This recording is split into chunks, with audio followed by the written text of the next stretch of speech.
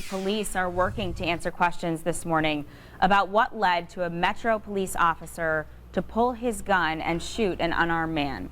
This all started as a call for help last night, a woman claiming her husband was hitting her. And just minutes later, her husband was dead. All of this after an officer pulled up on their car as it parked at a gas station at Rural and 10th on the east side of Indianapolis. We've got Carrie Klein out there live this morning. She's going to tell us what police say happened next and all the questions they're still trying to answer. Carrie? Yeah, good morning, Scott and Naomi. A lot of questions out there, too. You know, just a little bit of crime tape remaining here. Other than that, the scene is clear, but this investigation is far from over. Now, as you mentioned, this did all start as a call for help from a terrified woman who said her husband was beating her repeatedly.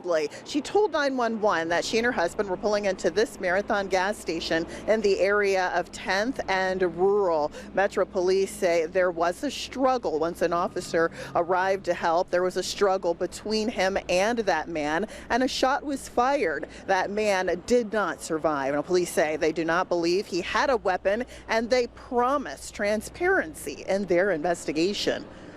And, you know, we will share additional information as soon as we have it. Every death is a tragedy. So at this point, we're just trying to make sure that we contain the crime scene, protect all of the evidence so it can be thoroughly reviewed at any point in time.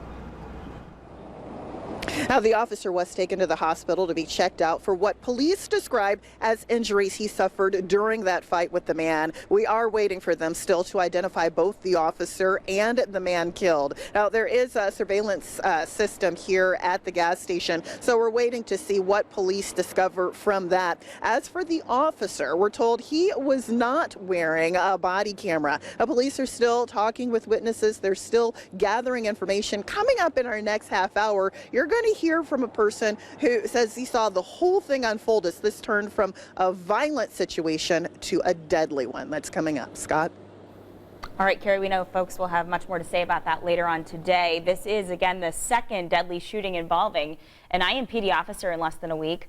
The first happened over the weekend when two men held up the McDonald's at 38th and Lafayette Road.